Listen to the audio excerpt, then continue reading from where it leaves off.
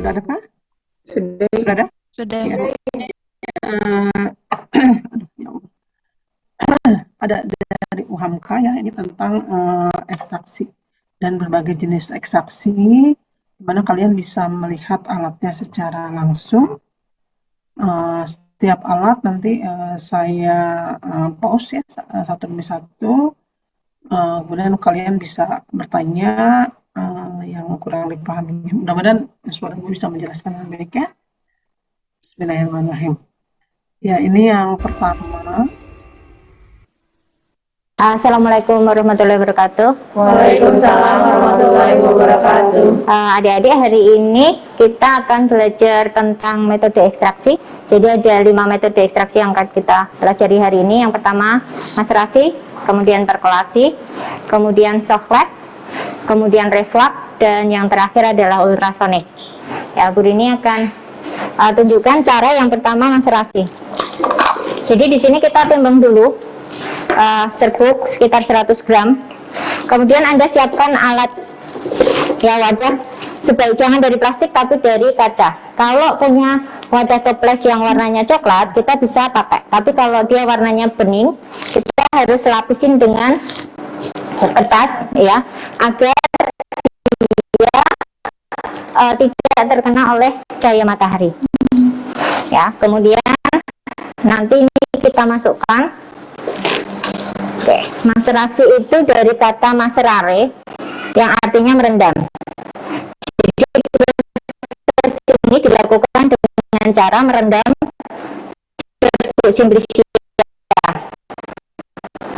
Waktu sebaiknya sekitar 3 hari.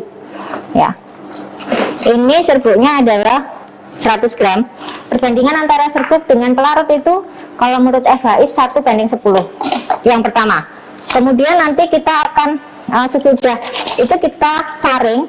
Nah, maserasi selanjutnya atau kita sebut maserasi itu boleh perbandingannya kurang dari 1:10 ya. Nah, ini kita aduk, aduknya pakai pengaduk ya. Nah, kemudian kita biarkan. Nah, setiap hari selama 3 hari kita aduk paling tidak sehari 3 kali, kayak minum obat ya. Oke, kemudian nanti hari selanjutnya kita saring, ampasnya dimasukkan lagi, tambahin pelarut lagi. Dari yang perbandingan hari pertama 1:10, nanti bisa berubah menjadi 1:8. Ya, dilakukan sampai nanti filtrat yang terakhir itu jernih. Atau bisa juga adik-adik ngecek dengan keberadaan identifikasi kandungan senyawa. Filtrat yang terakhir misalnya kalau kita targetnya kalau dia negatif berarti itu sudah. Yang pertama yang paling sederhana, ini kemarin Eka juga nanya ya, Eka ya kalau nggak salah ya. Yang pertama adalah maserasi. Oke. Ya, tadi maserasi itu artinya adalah merendam.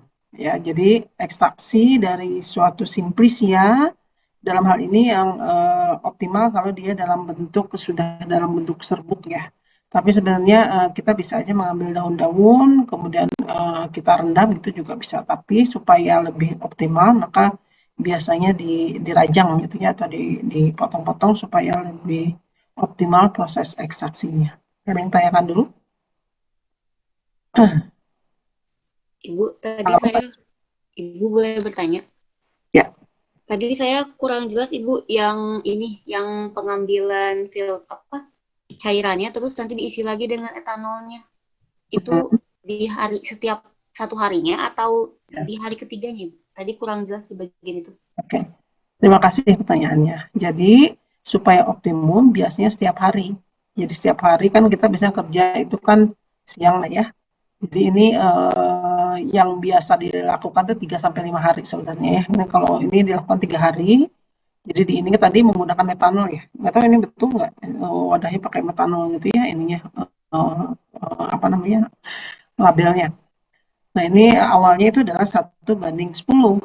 Kemudian jangan lupa diaduk ya, ya biasanya kalau kita kerja siang berarti ya pokoknya 3 kali sampai sore gitu diaduk. Nah, kemudian besok paginya kita lakukan seperti itu untuk mengoptimalkan sebenarnya, bukan standar harus semuanya seperti itu, tapi untuk mengoptimalkan proses terekstraknya zat-zat yang ada di simplicia tadi, istilahnya simplicia ya, Simplisia untuk bisa masuk ke dalam pelarut. Kemudian besoknya kalau kita kerja lagi, kita saring, kemudian hasil saringannya itu dimasukkan lagi, direndam lagi. Nah, kalau karena tadi si simplisianya itu sudah basah ya, kalau besoknya kan sudah direndam, jadi kita memasukkannya cukup pelarutnya itu volumenya 8 kalinya. Kalau kalau di awal itu 10 kalinya biasanya. Begitu? Ya, ada yang ditanyakan lagi? Izin bertanya, Ya, silakan. Sebutkan namanya, ini nggak bisa ini, nggak tahu ini kenapa jadi ini keluarnya video semua aja. Gimana? Siapa namanya? Santi Deva, Ibu. Santi, ya gimana Santi? Ibu itu kan menggunakan wadah kaca. Itu ketentuannya memang harus menggunakan wadah kaca atau boleh menggunakan juga wadah plastik? Terima kasih, Bu. Ya, terima kasih Santi. Ya, sebenarnya kalau kita di lab ya biasanya apalagi kalau ini besar, itu kadang-kadang juga pakai wadah plastik aja. Kenapa pakai wadah kaca? Kalau wadah kaca itu kan biasanya apa ya relatif dia terhadap metanol lebih aman lah ya. Kalau kaca itu tidak ada proses apa ya sampai ada melarutkan di wadahnya gitu ya. Nah ini ya jadi yang optimal itu pakai kaca gitu. Tapi kalau memang tidak ada ya boleh saja sih sebenarnya. Tapi dengan asumsi si wadahnya itu tidak mempengaruhi ke hasil ekstraksinya begitu. Ya, kalian pernah lihat nggak sih kalau dulu sih pernah ada yang penelitiannya S2-nya itu di lab kimia dasar ya. Jadi di situ di pinggir-pinggir itu ditaruh apa nama wadah yang kayak baki gitu ya. Tapi apa ya namanya? Kalau kita bilangnya selalu baki itu, baki yang wadah kalau kalian ngambil alat atau zat ya diwadahi gitu. Nah, itu digunakan untuk wadah proses maserasi. Ya itu direndam tuh kadang-kadang beberapa hari gitu ya sampai biasanya umumnya 5 hari kalau udah daunan itu dia kalau terlalu lama juga mungkin jadi busuk ya jadi busuk juga tidak baik gitu jadi makanya kenapa tidak terlalu lama tadi 3 hari saja ya tapi untuk daun-daun tertentu kadang-kadang juga dia kuat ya tidak sampai busuk sampai di lebih dari 3 hari begitu ya. Jadi tidak harus dengan kaca sebenarnya, tapi yang optimal itu dengan kaca supaya tidak ada proses yang tidak diinginkan gitu ya, yang tidak diinginkan yang memungkinkan nanti luruh gitu si wadahnya tuh. Begitu ya? Cukup? Kalau cukup jelas Ibu, terima ya. kasih. Ya ini ditutupi ya, nggak ada yang nanya nih, ditutupi kenapa ya kira-kira? Atau kalau bisa pakai wadah yang warna coklat katanya, supaya tidak sinar matahari tidak mempengaruhi di sini. Kenapa ya? Ada yang bisa menjelaskan? Tadi dikatakan di video bisa merusak ini Bu, apa namanya si ekstraknya itu Bu. Simplisianya. Ya. Oke. Jadi kalau kita misalnya ini aja contohnya yang paling mudah ya kalau saya sering kalau aqua minum itu kalau ini kan biasanya kita pakai penutup ya. Nah biasanya kadang-kadang tidak pakai penutup. Kalau kita simpan di dekat atau yang kena sinar matahari itu gampang sekali menjadi kejamuran kayak gitu ya. Cirinya apa? Artinya kemungkinan ada pertumbuhan zat-zat lain kalau ada kena sinar matahari sehingga akan mempengaruhi ke hasil proses ekstraksi itu. Gitu ya. Cukup? Ya, kita lanjutkan. Yang kedua tadi apa? Yang satu maserasi, yang kedua ada yang udah mencatat tadi? Perkolasi. Ada 4. Perkolasi, Bu. Perkolasi. Ya, oke. Seperti apa perkolasi? Kita perhatikan ya. Silakan dicatat apa informasi yang ada. Oke, kemudian yang kedua, ini kita pakai metode perkolasi adik-adik. Ini alatnya namanya perkolator. Perkolator itu bentuknya sebenarnya macam-macam. Ya, ada yang bentuk tabung, jadi posisinya dia sama, ada yang bentuk corong. Nah, ini salah satunya ya, macam-macam. Caranya, yang pertama, di dalamnya dikasih kapas dulu, kemudian kita kasih kertas saring. Fungsi kapas dan kertas saring di sini agar serbuknya itu nanti tidak menutup saluran yang ada di sini. Ini kayak buret. Ya, jadi nanti kalau dia ketutup, dia angkat-angkat nggak bisa keluar. Oke. Kalau sudah, kita masukkan serbuknya. Ini sudah ada ya. Nah, diupayakan posisinya ini harus rata ya. Nah, untuk perkolasi itu prinsipnya nanti cairan penyadap itu akan merambat melalui serbuk sambil membawa senyawa, kemudian dia menetes ke bawah. Jadi di sini nanti harus ada penampungnya. Nanti pelarutnya akan kita tambahin. Jadi pelarutnya di sini juga diganti ya, diganti pelarut yang baru. Filtratnya ditampung di sini. Nah, tapi untuk awalan sebaiknya perkolasi itu sebelum kita teteskan itu kita rendam dulu. Jadi mirip kayak maserasi di awal. Ini contoh ya, kita masukkan. Oke.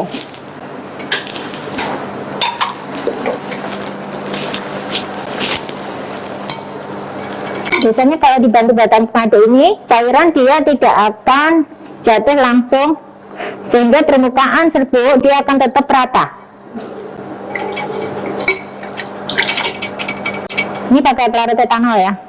Kalau di sini pelarutnya nggak ada perbandingan, karena kita lakukan sampai ekstrak tersari sempurna dengan ditandai filtrat yang terakhir tidak berwarna. Itu kalau simplisianya berwarna. Tapi kalau simplisianya nggak berwarna, adik-adik bisa ngecek dengan tadi ya, keberadaan kandungan senyawa. Nah, ini kita biarkan dulu sampai dia basah dulu. Bisa didiamkan ini selama 1 jam. Baru nanti ya, kita masukkan semua aja. Baru nanti kita tampung di sini. Ya, ini bisa kita bantu kan posisinya masih di sini cairannya. Nah, ini kita buka biar ada tekanan. Nah, jadi nanti kita bisa buka biar cairan pelarutnya itu sampai ke bawah. Kemudian ditutup, dibiarkan 1 jam. Sesudah itu baru kita teteskan. Nah, tetesannya itu berapa? Itu ada aturan ya, kalau ada lambat, sedang maupun cepat. Ya, sekitaran 4 mili per menit itu cepat tetesannya. Jadi kita bisa ngatur tetesannya, kemudian kita atur waktunya 1 menit itu sampai berapa mili. Kemudian kita ke coklat. Dua ekstraksi sebelumnya yaitu perkolasi dan maserasi, dia merupakan ekstraksi dingin. Ya, jadi tadi dua contoh itu adalah contoh ekstraksi yang tidak menggunakan bantuan pemanasan. Ya, jadi ada maserasi dan perkolasi. Oke, ada yang ditanyakan tentang perkolasi? Ibu, saya izin bertanya. Ya, silakan sebutkan namanya. Nia, Ibu. Ya. Tadi kan di perkolasi itu untuk si zat yang akan diperkolasinya itu direndam dulu seperti maserasi. Nah, apakah teknik perendaman dan waktu perendamannya itu sama seperti pada teknik maserasi atau bagaimana ya, Bu? Oke. Ya, Nia, terima kasih pertanyaannya. Tadi yang sebenarnya tidak ditentukan ya. Kalau tadi maserasi itu biasanya lebih lama.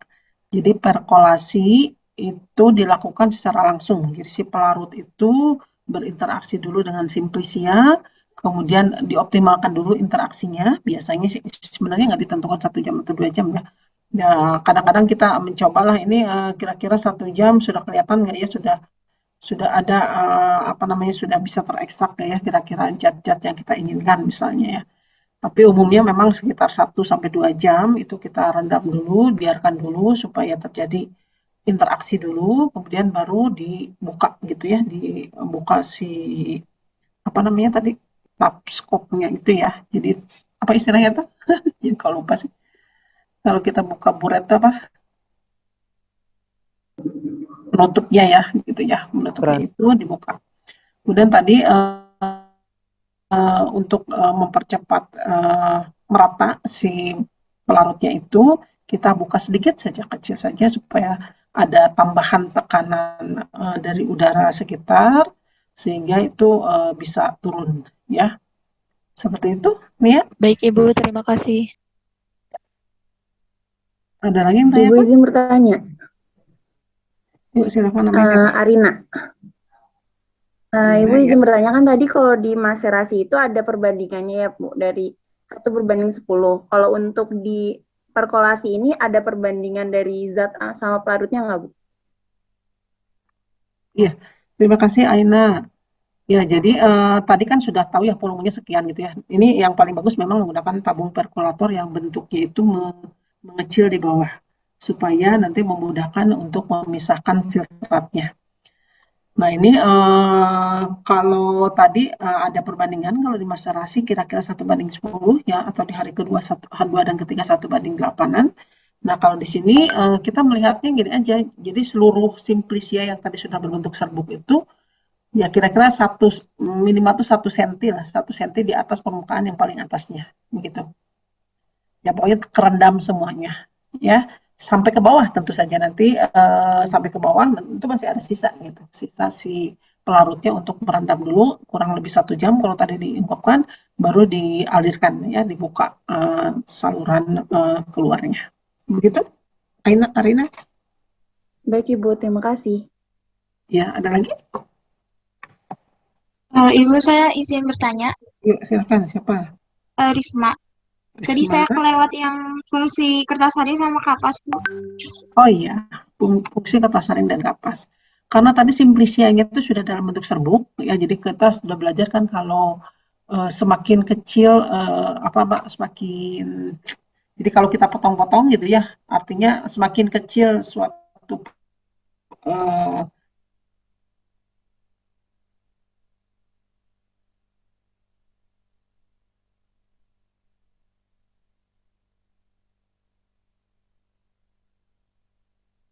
nah itu kan, nah sebenarnya tidak juga harus sampai serbuk seperti itu ya, bisa aja yang sudah dipotong-potong, dioptimalkan gitu ya, supaya terjadi proses pelarutan tadi, tidak apa-apa tidak sampai serbuk juga. Tapi ini dalam bentuk serbuk. Kebayangkan kalau tidak pakai di bawahnya itu pakai penahan, ya penahannya itu kapas dan kertas saring.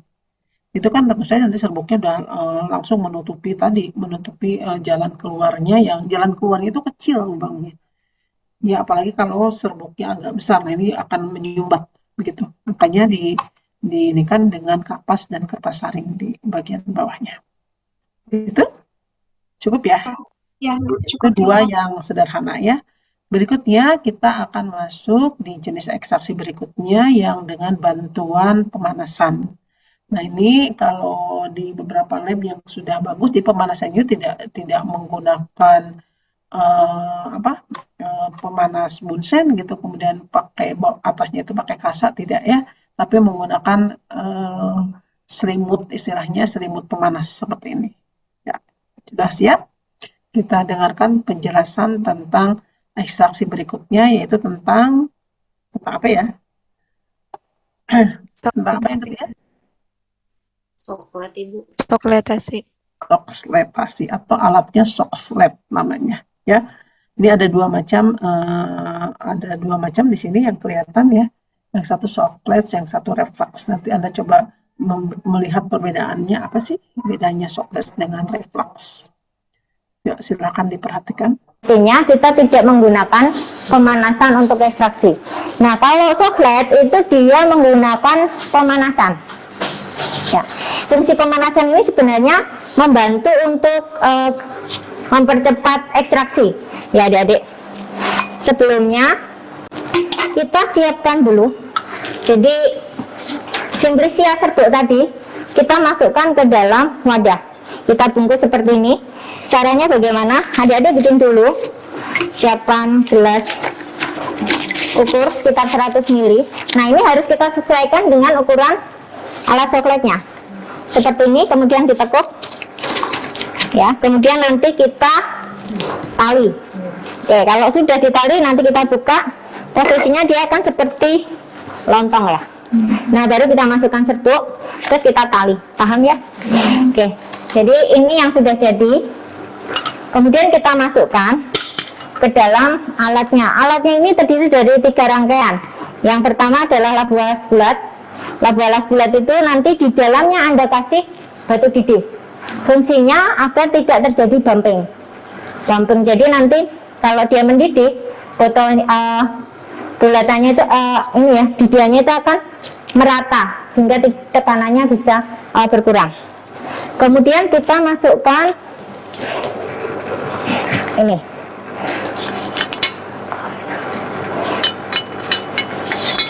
Kalau kita merangkai seperti ini, mestinya ini ditambahin lagi ya adik-adik ya. Jadi kita harus menggunakan, ini tuh ada dua, satu pegang sini, satu pegang sini ya. Jadi itu tadi ketika nggak dimasukkan, jadi kita masukkan dulu, kita tutup. Kemudian pelarut yang digunakan, pelarutnya volumenya 1,5 sirkulasi. Nah, 1,5 sirkulasi itu seperti apa? Jadi ketika kita menuangkan pelarut, ketika dia sampai batas sini, dia nanti otomatis akan turun ke bawah. Nah, itu namanya 1 sirkulasi. Nah, nanti kita tambahin lagi separuh sehingga posisinya simplicia tadi terendam oleh pelarut. Jadi ketika dia direndam, dia akan lebih mempercepat proses ya, daripada semua turun ke bawah dan di sini kosong. Jadi untuk volumenya ini tidak kita atur harus berapa perbandingan seperti pada maserasi, tidak. Kita sesuaikan saja. Tapi kalau adik-adik pengen tahu volumenya berapa, nah nanti kita atur nih, misalnya 100 ml masukin dulu.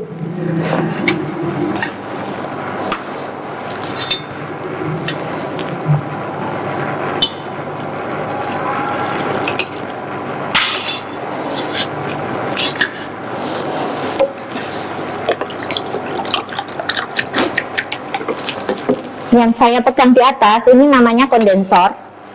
Dia fungsinya sebagai pendingin ya.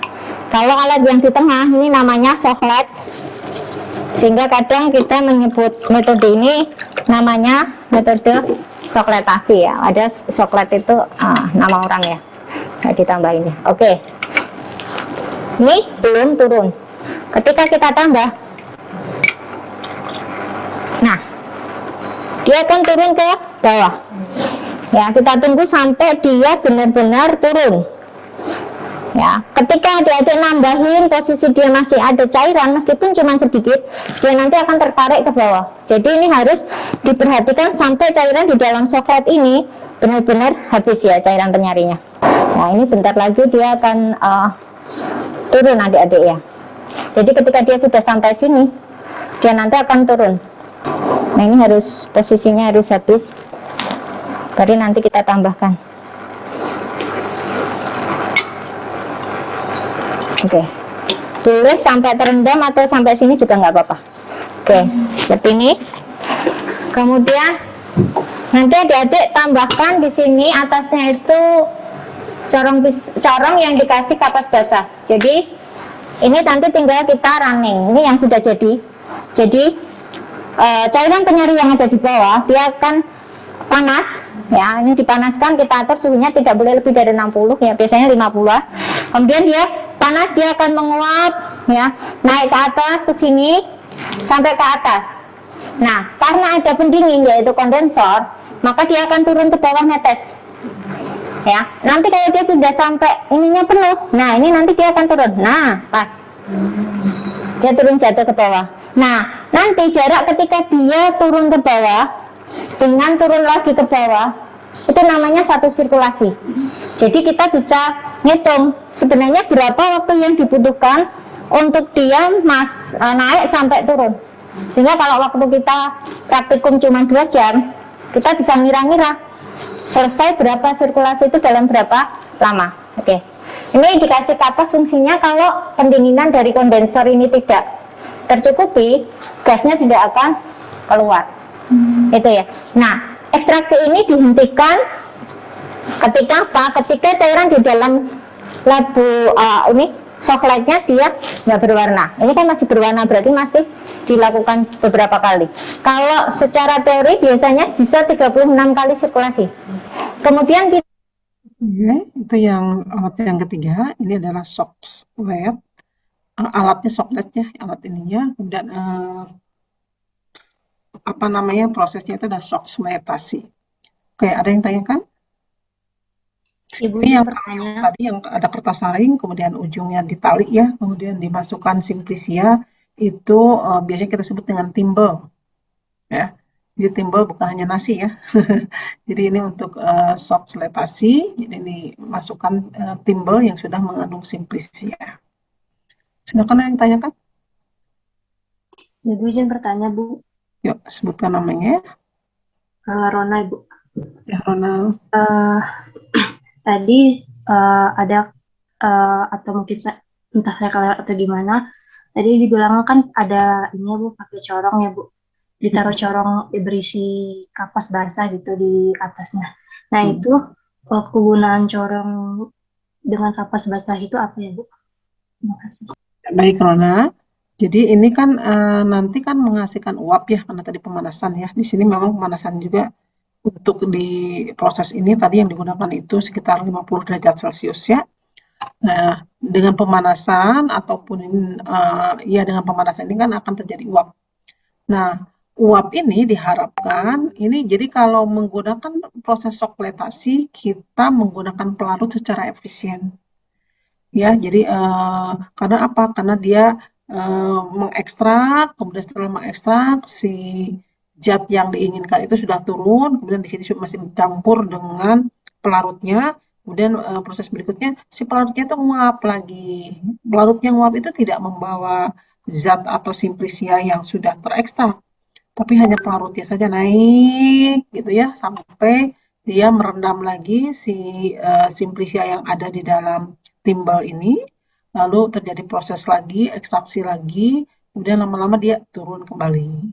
Gitu terusnya. Jadi mengekstraksi, kemudian ekstraknya itu turun, kemudian nanti proses penguapan pelarut masuk lagi, mengekstrak lagi. Itu yang tadi dikatakan satu sirkulasi gitu ya, satu sirkulasi. Seperti itu. Baik, terima kasih, Bu. Ya. Ada lagi yang tanyakan ini lumayan rada ini ya. Jadi kalau ini ada klaim ya di sini ya. Kalian nanti kalau saya takutnya ditanya bas organik kan harusnya di kimia pemisahan udah gitu ya. Nah, di atas itu kalau yang ideal ini dua nih klaimnya. Ini namanya klaim 3 jari. Kalian pernah pakai nggak klaim 3 jari itu untuk menyangga lah ya, untuk memegang nih supaya jangan sampai terjatuh nih. Jadi kan ada dua alat terpisah ya. Jadi satu untuk memegang pendinginnya. Di sini menggunakan pendinginnya itu pendingin spiral, bukan pendingin libik biasa ya. Kalau pendingin libik kan lurus aja di dalamnya ya. Kalau ini spiral. Kemudian klem 3 jari berikutnya yang agak besar itu digunakan untuk menyangga ini, memegang ininya, si sokletsnya ya. Dan di sini ada pendingin seperti biasa. Ini ada 2 lubang. Sorry, ini kelihatan nggak ya? Pokoknya dari arahnya harus dari bawah ke atas si pendingin airnya. Ya, ada lagi yang tanyakan?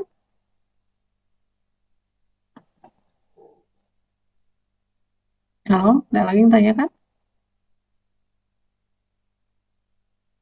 Cukup jelas? Ini agak-agak mirip yang kayak kemarin ya. Ada ekstraktor apa kemarin? Ada 2 jenis ekstraktor. Halo, ada Worley dan ada Craig, Ibu. satu lagi apa kemarin? Craig. Iya. Nah, kalau yang ini kira-kira Worley apa?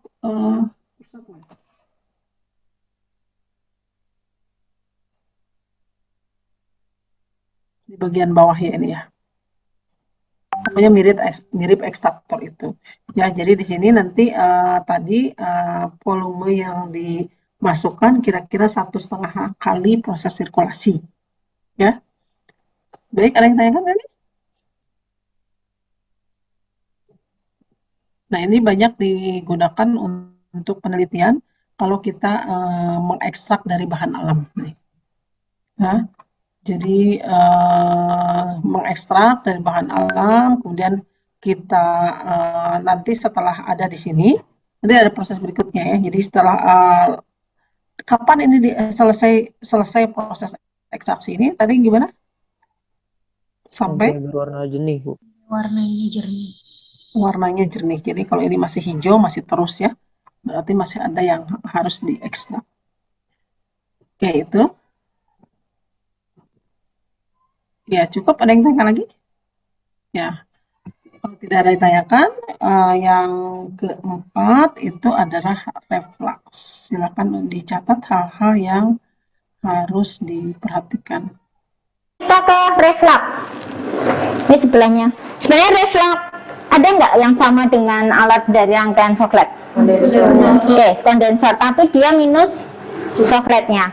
Jadi kalau reflux, simplisianya nanti kita masukkan ke dalam sini langsung. Berikut dengan pelarut. Dikasih batu didih boleh. Nah, karena dia langsung dipanaskan, ya, sehingga apa? Suhunya akan lebih tinggi. Maka reflux ini cocok untuk bahan-bahan yang dia mempunyai tekstur yang keras, seperti kayu, batang itu masuk. Ya, bahan-bahan yang tahan panas. Tapi kalau bahan-bahan yang nggak tahan panas, reflux tuh biasanya jarang sih ya dipakai ya. Oke, cuman ini langsung kita tambahi kondensor, jadi nanti pelarut sama sampelnya, kebetulan pas nggak ada ini, sampel, pelarut, kemudian kita pasang kondensor, kemudian dipanaskan. Nah, nanti selang beberapa waktu, kita keluarkan, kita saring, kemudian ampasnya masuk lagi, lakukan itu lagi, sampai nanti filtratnya jernih. Gitu. Ini untuk reflux. Jadi mirip ya, cuman tidak ada soklet, jadi langsung kondensor. Kemudian Oke, ini yang refleks ya. Ini yang refleks hampir sama dengan tadi yang sokletasi, di mana di sini tidak menggunakan soklet. Dalam refleks ini si simplisianya itu biasanya yang lebih keras gitu ya, biasanya itu direndam di sini dan dilakukan pemanasan, dipanaskan. Jadi yang menguap ke sini nanti oleh pendingin atau kondensor yang spiral ini dia akan dicairkan lagi dan turun lagi ke dalam ekstrak yang ada. Begitu? Ada yang tanyakan kan? Ibu, saya mau bertanya, Ibu. Yuk, silakan. Untuk sampel Siapa dulu ini teh? Eka, Ibu. Eka, iya Kak. Untuk simplisianya nanti bentuknya seperti apa, Ibu? Apakah serbuk juga atau bagaimana, Ibu? Soalnya tadi katanya bisa kayu gitu. Apakah kayu itu dalam bentuk kayu atau perlu dicacah dulu terlebih dahulu atau gimana, Ibu? Ya, tentu saja harus dicacah kan, Eka. Kan biasa tadi kan prinsipnya kalau kecepatan reaksi itu kan kalau si luas permukaan makin besar. Kalau luas permukaan makin besar berarti kan semakin diracah itu semakin terekstrak ya. Nah, ini jadi yang tadi yang lebih keras biasanya itu menggunakan proses reflux aja, tidak menggunakan soklet ya. Kalau yang soklet biasanya si simplisnya itu dalam bentuk serbuk. Ya, begitu. Kan kalau juga misalnya kayu diserbukkan gitu susah juga ya karena keras kan gitu. Kalau ini kan contohnya ada daunan nih, lebih mudah nih untuk biasanya di blender gitu, di blender kering terutama blender kering baru digunakan sebagai simplisia kalau dalam soklet. Tapi kalau misalnya lebih keras paling banter dipotong-potong ya sampai memungkinkan lah sekecil mungkin, kemudian baru dimasukkan ke dalam labu dasar bulat ini, lalu dimasukkan pelarutnya baru dipanaskan. Begitu, Eka? Ini yang tadi Ibu bilang ya, ini jadi dari apa namanya pendinginannya itu alirannya dari bawah ke atas nih. Ya, jadi bawah masuk, yang luarannya ke atas untuk mengoptimalkan proses pendinginan. Begitu. Ibu, ini kita sudah berarti untuk yang ya. Ibu, Ya. Berarti untuk yang reflux itu kayunya dalam bentuk serbuk juga ya, Ibu? Serbuk tuh susah kalau kayu karena keras ya. Biasanya dipotong-potong gitu kecil ya, Kak. Yang penting dia bisa masuk gitu, Bu, ke dalam wadahnya. Gitu. Sebagai contoh ini aja mengekstrak misalnya jamu ya, kalau di anak sekarang tahu jamu. Ya ini yang obat untuk tradisional herbal gitu, kalau dulu bisa dari kayu-kayuan gitu ya. Itu ada ini bisa dipotong-potong kemudian diekstrak lah menggunakan pelarutnya, pelarut organik biasanya. Gitu ya, Kak. Baik, Ibu. Terima kasih, Bu. Sama-sama. Gimana? Bisa lanjut? Kita sudah mengenal 4 ya, ada 4 proses ekstraksi yang bisa digunakan, macerasi, perkolasi, kemudian soklet, dan reflux. Nah, berikutnya di video ini ada satu lagi, nanti disambung dengan video yang lain. Sudah disiapkan catatannya? Karena ini bahan juga nanti untuk UTS ya. Ya, Ibu lanjut. yang terakhir Jadi ini namanya alat ultrasonik. Metode ultrasonik ini dia menggunakan gelombang, ya gelombang, sehingga nanti gelombang ini akan memecahkan dinding sel dari simplisia, ya. Sehingga dinding selnya itu karena getaran dia lama-lama akan menggembung dan pecah, lisis. Ketika dinding sel lisis, maka dia senyawanya akan bisa tertarik keluar ke dalam cairan penyari. Ultrasonik biasanya juga dihubungkan dengan ada pemanasan, ada suhu. Jadi dia bisa menggunakan panas dan menggunakan gelombang tadi. Sehingga apa? Umumnya waktu yang digunakan untuk metode ultrasonik itu bisa direduksi atau dikurangi menjadi lebih sedikit. Kalau tadi maserasi 3 hari, perkolasi mungkin bisa seharian. Kemudian soklet 36 kali sirkulasi itu sekitar bisa 1,5 hari. Kalau ini bisa cuman 10, 20, 30 itu udah cepat ya. Cuman karena alatnya sedikit sehingga kita ekstraksinya hanya sedikit-sedikit ya. Ini sekitaran bisa dia sesuaikan ya. Ini sekitaran 100 gram. Pelarutnya sebentar.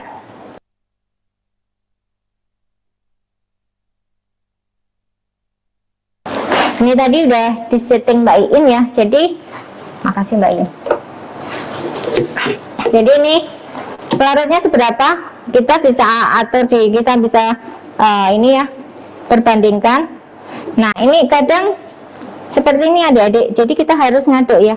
Kalau dia voluminus artinya dia serbuknya itu besar. Nah itu biasanya kan seperti itu. Nah kita aduk.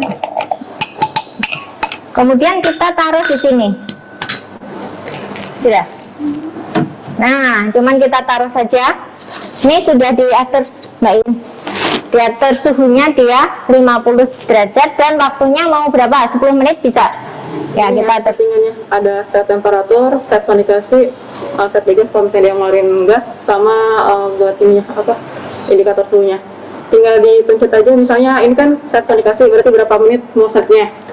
Tinggal plus berapa menit aja. Kalau misalnya mau ngulang dari awal berarti clear misalnya 10 menit 10. Terus degasnya kalau misalnya dia gas, kalau ini nggak ada kan nggak pakai. Terus ini untuk set temperatur si alatnya misalnya di suhu 50 ya Bu biasanya. Setnya di 50. Oke, 50 itu artinya cairan yang digunakan. Kan di sini nanti diisi air ya, tapi aqueous ya, bukan air biasa ya. Jadi kita atur dia suhunya 50. Nah, ini waktunya cepat sekali. Memang kita bisa mengekstraksi dalam jumlah yang sedikit, tapi waktunya jauh lebih banyak. Itu ya. Oke. Sudah Mbak I. Oke. Jadi ini bisa kita tinggal. Selanjutnya, kalau kita sudah dapatkan ekstra, kita lakukan fraksinasi. Ini tadi alatnya apa namanya tadi? Halo? Ultrasonik, Bu. Ini namanya tuh ultrasonikator. Ya. Sesuai dengan namanya, ini gelombang yang diberikan itu adalah gelombang di daerah ultrasonik. Anda boleh googling ultrasonik itu berapa sih frekuensinya. Nah, biasanya tadi di chamber ini, di chamber alat ultrasonikator ini kita masukkan dulu air ya, kemudian kita tadi atur suhunya tuh 50 derajat, berarti si airnya itu suhunya 50 derajat Celcius. Kalau ultrasonikatornya tidak digital kayak gini, kita bisa ini kan dengan lihat aja, dengan diukur suhunya ya dengan pakai termometer. Nah, ini ultrasonikator ini tadi kan sedikit-sedikit ya, tapi ini lebih efektif dibandingkan dengan yang proses ekstraksi yang tadi, maserasi, perkolasi, soklet, kemudian reflux, ini lebih cepat waktunya. Kira-kira 10-30 menit sudah bisa dilakukan, karena dengan adanya gelombang frekuensi di daerah ultrasonik itu bisa memecahkan dinding sel, sehingga proses ekstraksinya bisa lebih efektif. Begitu, ada yang tanyakan? Ini bapak-bapaknya kemana nih? Nggak ada yang nanya nih? Sudah cukup jelas? Ya, gimana yang tanyakan Kak? Ya Ibu punten, saya izin bertanya atas nama Rara. Siapa? Rara Ibu. Rara, ya, enggak Rara, silakan. Ibu kan tadi suhu airnya diatur 50 derajat ya Ibu. 50 derajat Celcius. Nah itu kenapa ya Ibu? Terus kalau misalkan kelebihan atau kekurangan, apa yang akan terjadi dan apa yang akan terpengaruh gitu Bu? Terima kasih. Terima kasih Rara, pertanyaan yang kritis ya. Kenapa suhunya diatur 50 derajat? Nah ini contohnya karena ini disesuaikan dengan pelarut yang digunakan. Tadi coba kita lihat pelarutnya itu metanol ya. Metanol kira-kira ini jangan sampai juga dia cepat menguap ya. Menguap itu kan ya cepat titik didih metanol berapa, coba googling. Ada yang sudah dapat?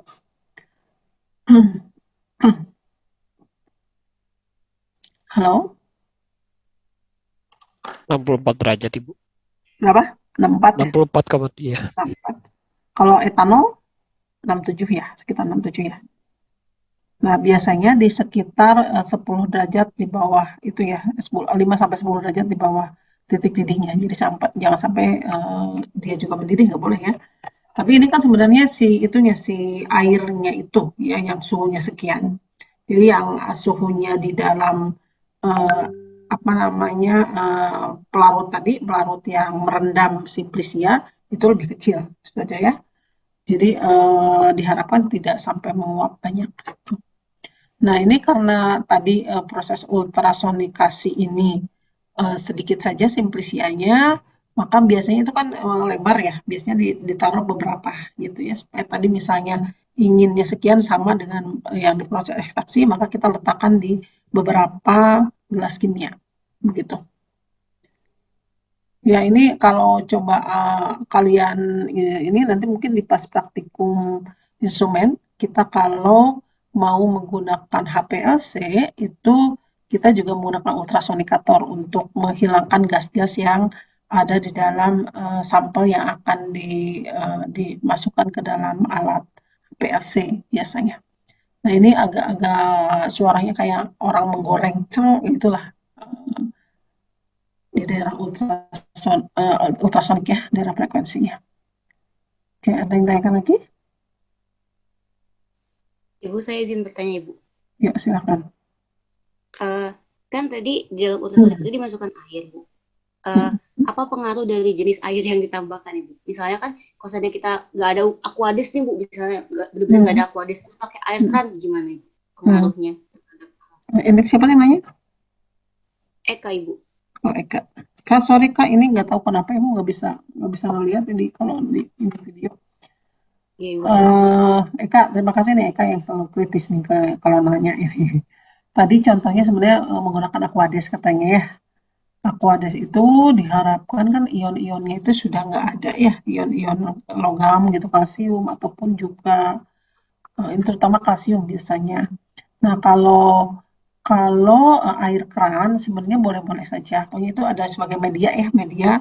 Jadi si media yang menyalurkan energi dari ultrasoniknya itu. Jadi kalau ada ultrasonik dia tuh kayak bergetar gitu ya si airnya itu. Jadi kalau kita lihat ini ya pokoknya ada gelombang di situ ya sebagai mediator untuk menyalurkan energi dari ultrasonik itu ke dalam sampel yang kita inginkan untuk memecah dinding sel. Ya, jadi tidak harus sebenarnya Aquades, hanya Aquades itu kenapa dipilih? Diharapkan kan ion-ion yang lainnya yang ada, terutama misalnya kalau kalsium nih. Anda tahu sendiri ya, kalau alat panci atau alat teko di kita ya biasanya kalau digunakan untuk pendidikan air itu kelihatan ada nggak noda biasanya ya, noda di sekitar pancinya misalnya. Apalagi kalau tidak dibersihkan ya, biasanya kalau panci itu kan langsung dibersihkan sehingga yang nempel-nempel itu hilang ya. Tapi kalau untuk alat-alat tertentu yang tidak langsung dibersihkan bisa kita kelihatan ya, di situ ada endapan putih, kerak gitu. Seperti itu sih sebenarnya.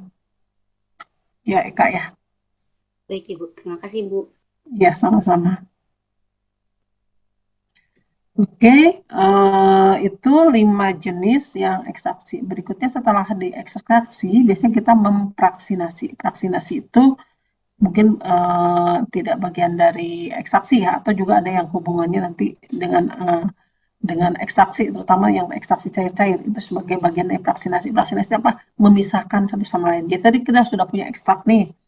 Ekstraknya itu kan dalam pelarut tertentu, lalu kita ingin pisah-pisahkan lagi gitu senyawa-senyawanya gitu ya. Sebentar. Yang berikutnya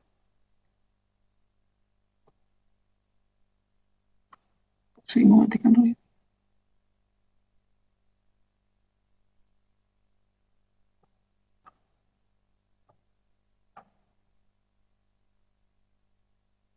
Yang berikutnya lanjutan dari yang tadi ya.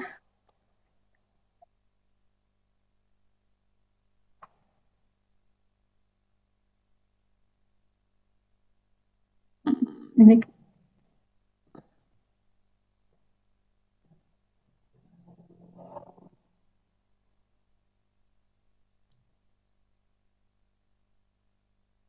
yang kedua.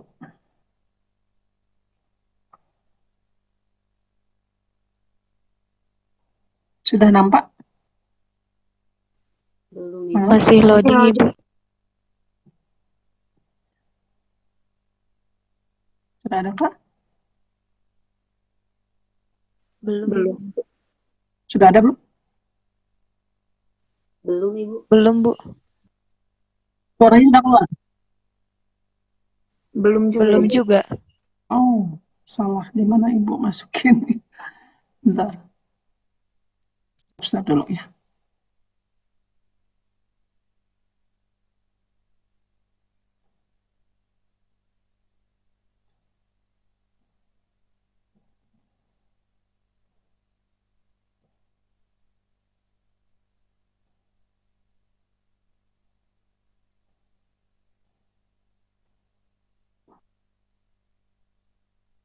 Sudah ada? Belum Halo? Ibu. Belum ada di Belum, Bu. saya. Kenapa ya? Sebentar. Sudah ada belum? Belum, Ibu, kalau di saya.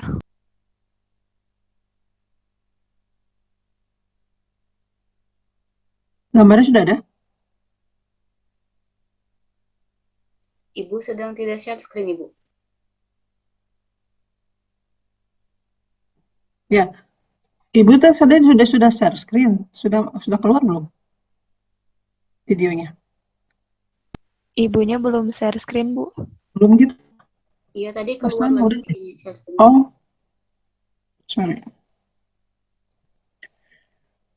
Ini nggak tahu kenapa biasanya sudah muncul di pas share screen, tapi ini nggak ada. Harus ke bagian video. Video. Share. Yang kedua.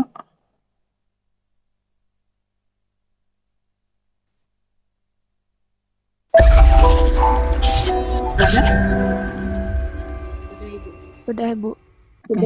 Sudah full belum? Kita lakukan fraksi Gambarnya sudah full belum di situ? Sudah Ibu. Sudah? Baik. nasi. Itu adalah pemisahan senyawa berdasarkan tingkat kepolarannya, di mana senyawa yang non-polar masuk ke non-polar, semi-polar masuk ke semi-polar, dan polar masuk ke polar. Nah, oke. Jadi ketika kita sudah dapatkan ekstrak, ini ekstrak itu diperoleh dari metode ekstraksi kita yang berbagai macam tadi, kemudian kita pekatkan, nanti di akhir kita ajarin dipekatkan ya. Nah ini kalau sudah ini konsistensinya seperti ini, adik-adik bisa mengukur kadar airnya dulu. Nah, untuk persyaratan dia sebaiknya di bawah 10%. Oke, kemudian kita timbang. Nah ini namanya corong pisah. Corong pisah itu ukurannya macam-macam, yang ini adalah 250 ml. Ketika kita akan fraksinasi, volume yang akan digunakan itu jangan sampai melebihin sampai penuh, nggak boleh. Karena kita harus memberikan space untuk gas ada di situ. Jadi hanya diisi 2/3, sepertiganya adalah kosong ya. Jadi ini ekstraknya. Kemudian tadi prinsip fraksinasi adalah pemisahan senyawa ya berdasarkan tingkat kepolarannya, di mana biasanya untuk salah satu pelaruh yang digunakan adalah air, adik-adik ya. Jadi air di sini aqueous, kita campur dulu ya. Ini sudah dicampur ya antara ekstrak dengan aqueousnya. Oke, kemudian kita masukkan. Ini posisi seperti ini dibuka ya. Kita tutup dulu. Oke, kemudian kita masukkan.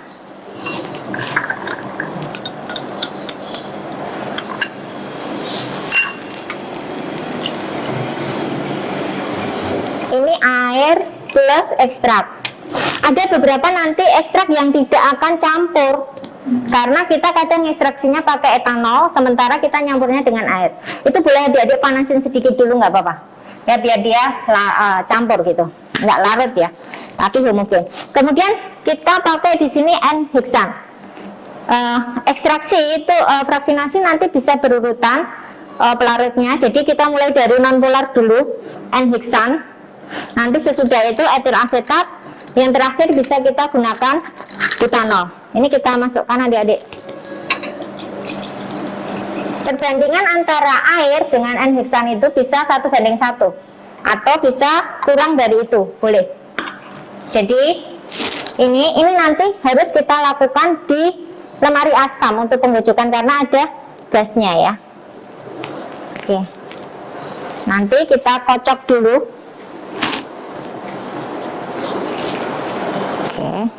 Kocoknya gini. Nah, nanti dia akan terbentuk gas, kita keluarkan di lemari asam. Nah, kita hidupkan dulu.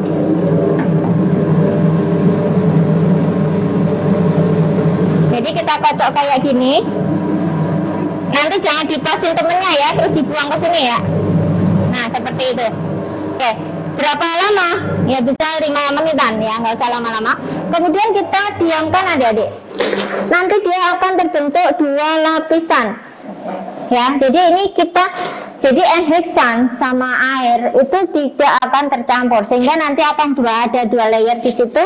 Yang di bawah adalah air, yang di atas adalah N-hexan. Berat jenisnya dia lebih ringan daripada air, sehingga posisi air di bawah, N-hexan di atas.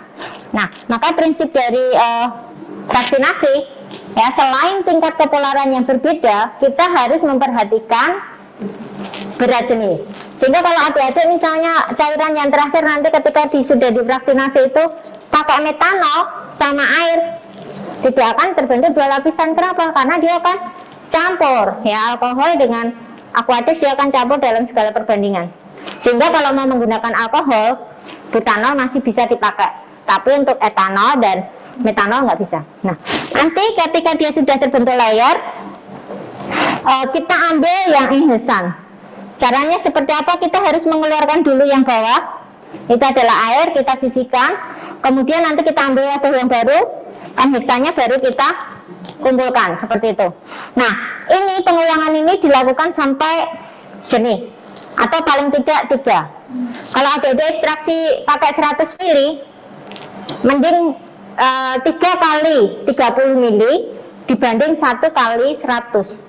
Jadi beberapa kali ekstraksi, walaupun volumenya sama, dia akan lebih bagus ya. Kemudian nanti fraksi airnya kita lanjutkan dengan cara yang sama, tapi dengan pelarut yang lebih polar, yaitu etil asetat. Yang terakhir kalau pengen lagi polar lagi, butanol. Kemudian sisanya air. Semuanya nanti kita uapkan sehingga kita punya 4 fraksi: N-hexan, etil asetat, butanol, dan air. Oke. Kemudian bagaimana cara mendapatkan ekstrak ini ya? Jadi ketika kita sudah selesai dengan ekstraksi, kita akan dapat ekstrak seperti ini. Ya adik-adik. Nah ini beda dengan yang tadi. Yang tadi sudah dipekatkan, yang ini belum. Jadi ini kita bisa pekatkan dengan menggunakan rotary evaporator. Rotary evaporator ini dia prinsipnya ada vakum dan ada pemanasan, sehingga temperaturnya bisa dikurangi. Ya kayak rumus itu ya, PV sama dengan nRT. Ketika tekanannya turun maka suhunya bisa diturunkan, sehingga cara proses untuk penguapannya lebih cepat. Suhu yang kita gunakan bisa 50, yang penting di bawah 60. Jadi ini kita masukkan dulu ke labu alas bulat. untuk evaporator ya adik-adik ya. Ini beda dengan yang kita gunakan untuk ekstraksi, jadi hati-hati kalau mengerjakan. Mau dipasangin Mbak ini nih. Kemudian kita pasang. Nah, itu bisa kita atur tingginya ya.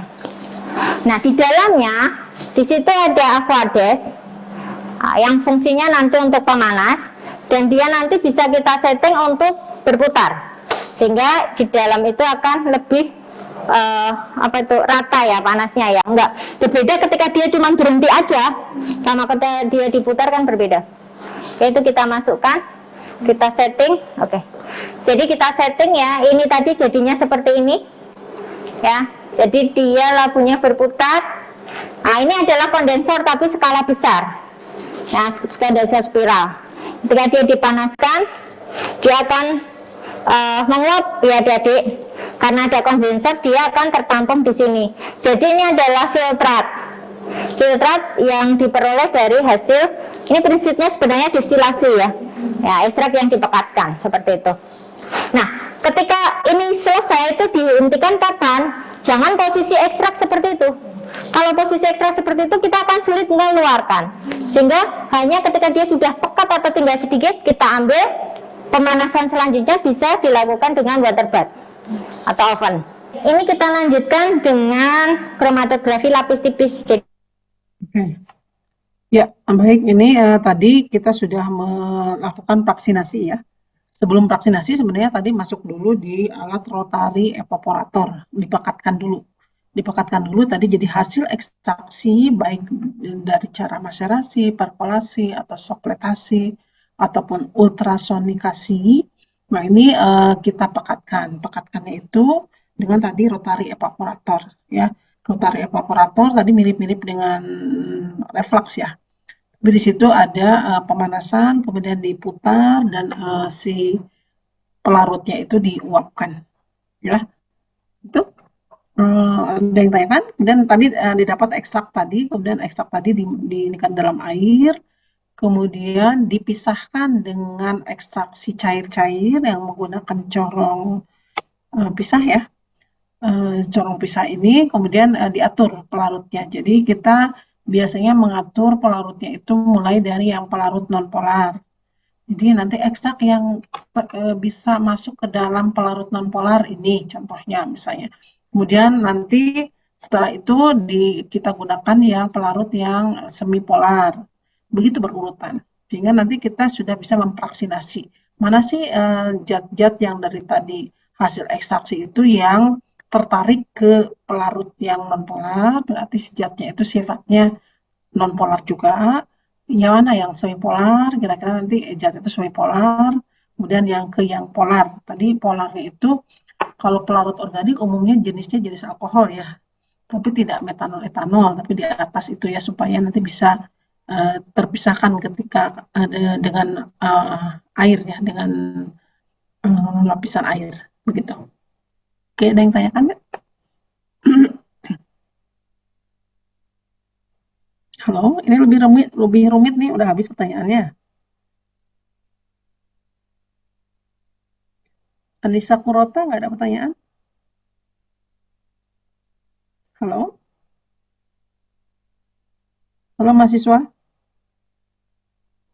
Iya, Ibu. Ada pertanyaan nggak, Anissa?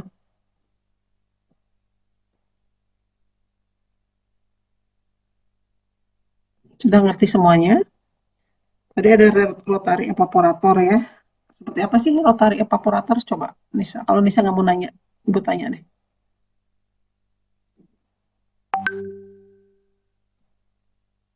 Halo Nisa. Ibu, nggak ada yang namanya Nisa, Ibu? Anissa? Sorry. Kok Ibu ngambil absen Ada, Ibu. statistik sih? Salah ngambil absen. Ya.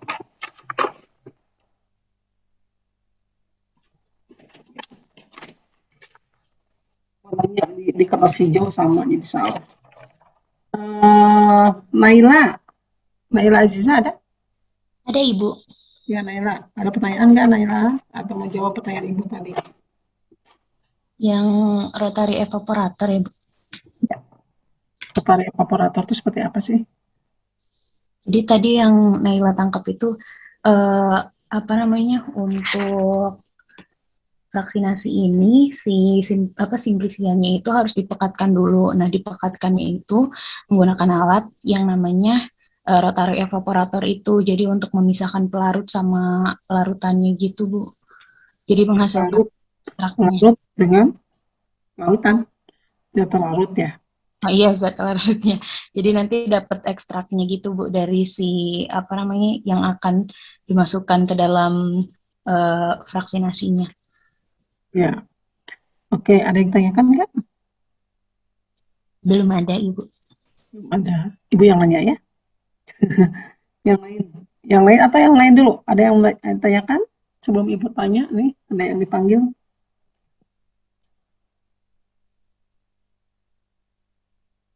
Intan Sari. Halo, Intan Sari ada? Intan ada?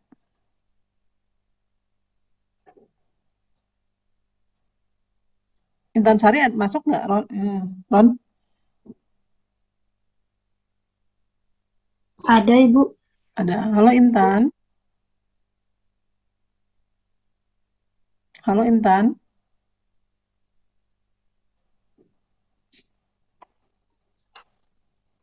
Ya, Intan nggak ada ya? Ibu katanya Intan tidak bisa on mic. Dia chat di chat room. Oh, why? Sally Geba ada? Ada Ibu. Sally gimana? Ada yang tanyakan atau mau jawab pertanyaan Ibu? Maksa sih. Mungkin ini Ibu. Tadi kan itu diuapkan kan Ibu.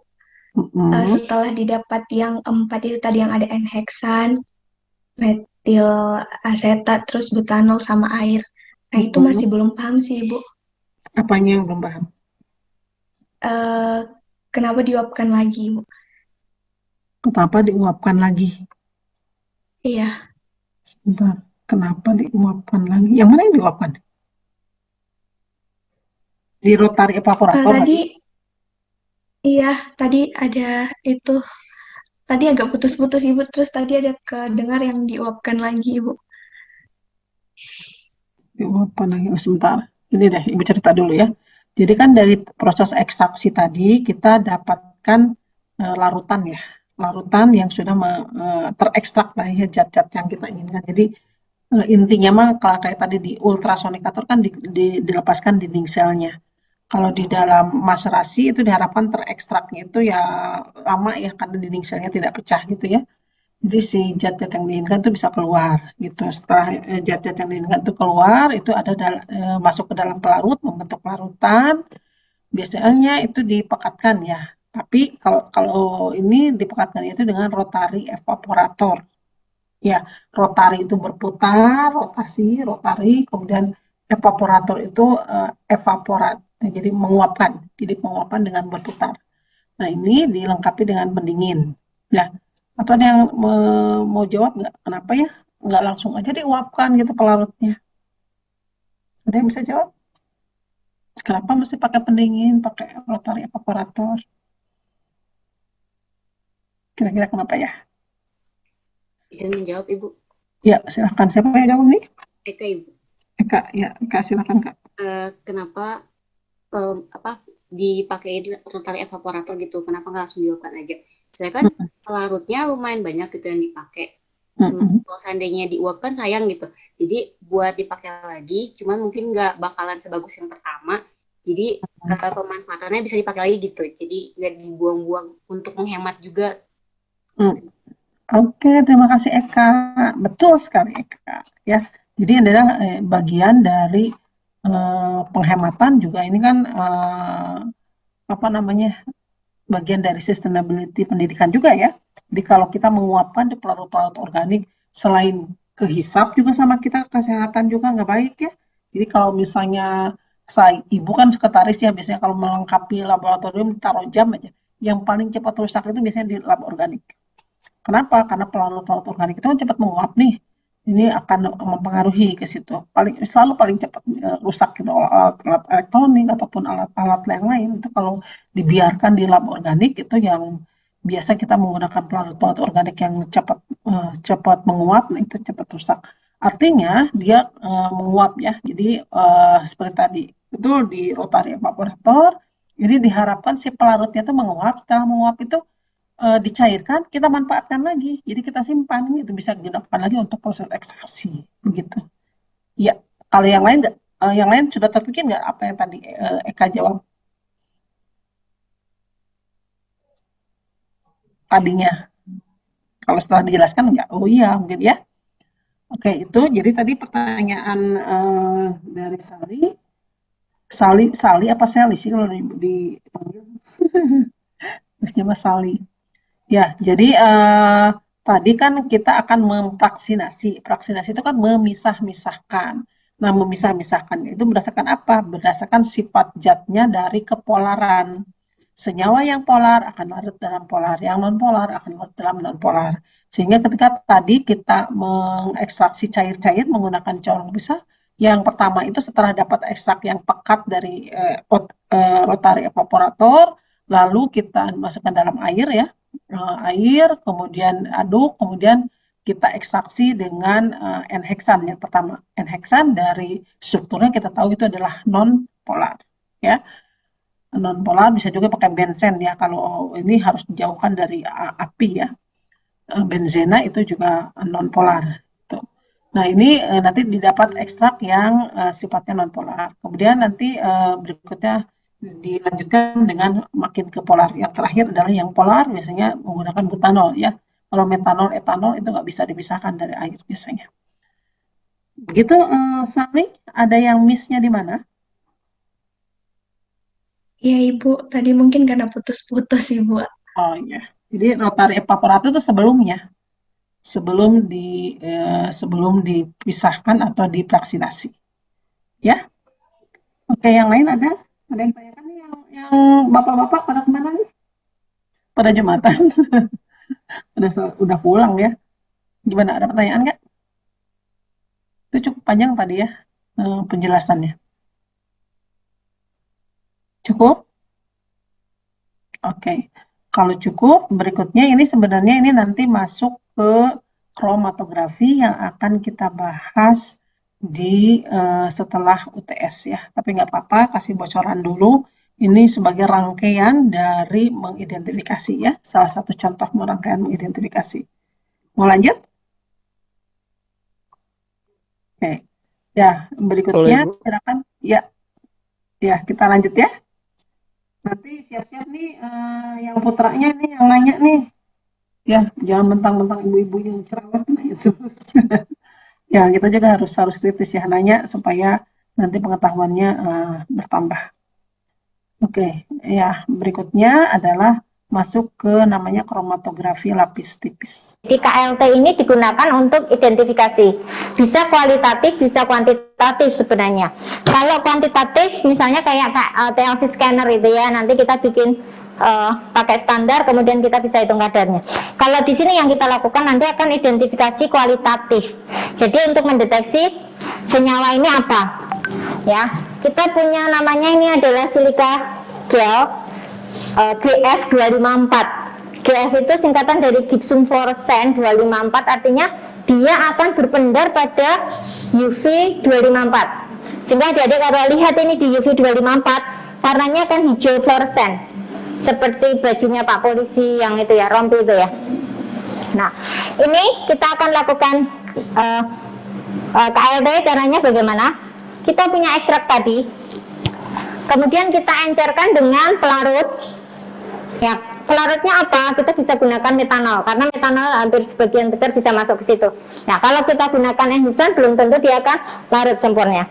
Kemudian kita punya pipa kapiler ya.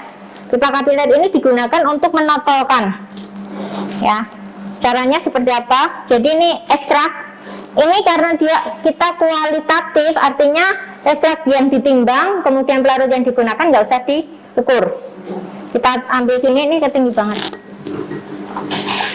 Pakai ini ya. Oke. Oke. Kita tutup. Jadi nanti ada sebagian yang di sini. Kemudian kita totalkan. Oke. Nah, ini yang sudah ditotalkan. Nah, ini ada dua garis adik-adik. Garis yang pertama itu garis batas bawah. Kita buat sekitar 1 cm. Boleh dibikin lebih, nggak apa-apa. Cuman karena ini silika itu kan agak mahal, kita harus ini ya, praktek itu memang semuanya ya, anak-anak skripsi juga harus caranya efisien, efektif. Ini 1 cm, sehingga nanti pelarut yang digunakan untuk mengelusi dia tingginya jangan sampai pas atau di atas garis. Karena kalau dia di atas, artinya totalan ini akan terendam. Kalau terendam, dia akan larut ke fase geraknya. Tidak ada yang bisa ke bawah. Jadi ini 1 cm, ini setengah cm. Kita tinggal ngukur batas antara sini sampai sini itu namanya jarak rambat. Nah, ini jarak rambatnya sekitar 5 cm. Kita totalkan, harus posisi kering sebelum kita masukkan ke dalam chamber. Ini alatnya namanya chamber. Ya, harus kering. Kenapa? Kalau tidak kering, dia masih ada sisa pelarut. Nanti dia biasanya terjadi telling, mengekor. Ya, nah dikeringkan dengan cara apa? Bisa kita pakai hair dryer biar cepat. Ya, oke, ini sudah kita siapkan. Kemudian kita buat fase geraknya. Jadi kromatografi itu ada dua yang kita tahu bahwa dia ada fase diam, fase gerak. Fase diamnya stationary phase itu adalah silikanya.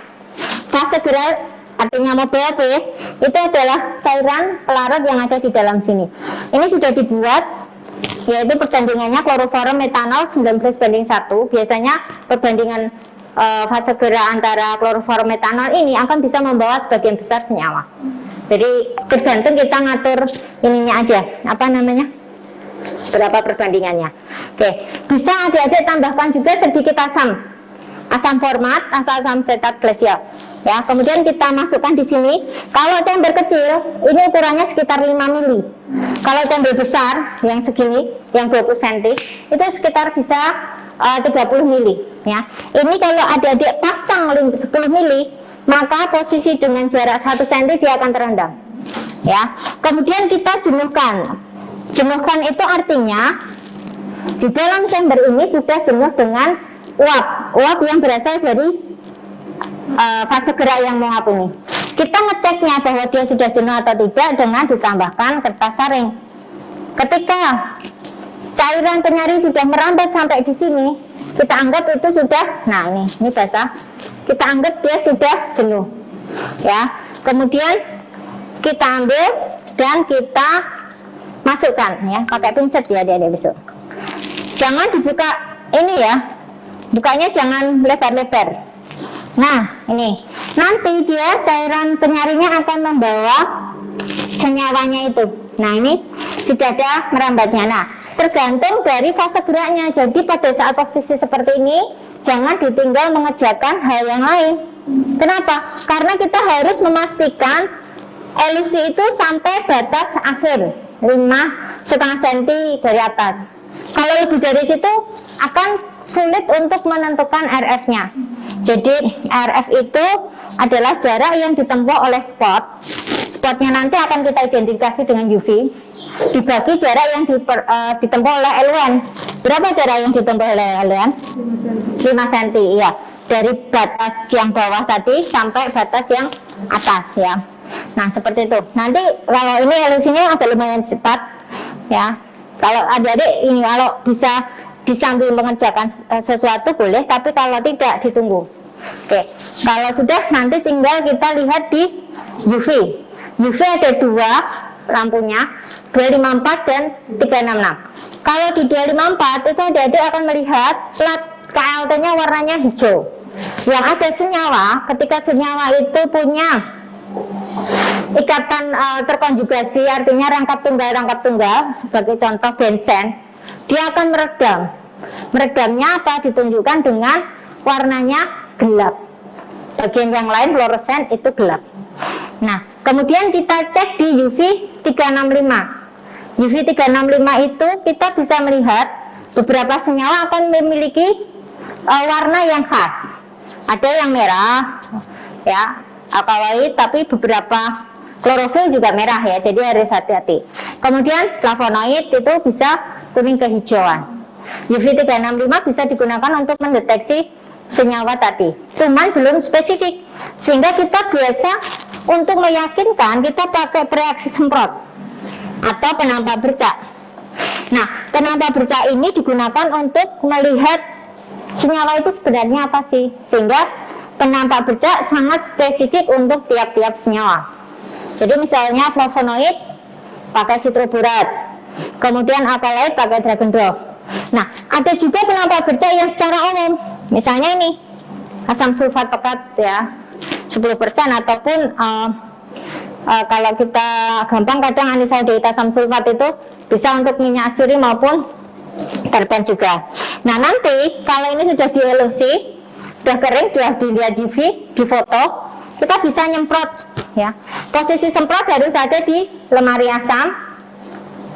Ini platnya yang tadi sudah ada, yang sudah di sini di lemari asam ya, ini cuman Bu Rini tunjukkan di sini. Kemudian kita taruh di belakangnya apa, dan ini posisinya kayak gini, kita semprot, ditekan, dibuka dulu. Nah, nanti dia akan merata. Nah, kalau sudah dilihat di semprot ini, bercaknya akan kelihatan. Sebagai contoh, misalnya anisaldehyde asam sulfat itu warnanya coklat. Nah, kalau kita panaskan, intensitas warnanya akan lebih jelas, sehingga kita bisa panaskan dengan oven ataupun pakai ini kompor listrik gitu ya, sebentar gitu dibinsat, warnanya akan jelas. Nah, bisa juga kita lihat dengan bantuan sesudah disemprot pakai UV lagi. Misalnya apa, flavonoid itu ketika kita semprot dengan AlCl3, setelah kita lihat di UV 365, warna hijaunya akan lebih jelas terlihat dibanding secara visible. Tapi kita belum selesai, ini harusnya sampai batas ya adik-adik ya, tapi ini sudah bagus nih. Nah, fase gerahnya itu berarti nih spotnya adik-adik lihat kan ada 1, 2, 3. Memang kloroform metanol itu sangat bagus ya, jadi kalau kita mau trial daripada nyari yang lain-lain, kloroform metanol ini kelihatan, harusnya ini sampai di atas ya adik-adik ya. Nah, coba sekarang kita lihat spotnya, ini secara visible kelihatan ya, visible kelihatan, cuman kita akan lihat di UV dulu. Kalau menghidupkan posisinya harus pakai ini ya, karena kita pakai UV ya, pakai itu ya.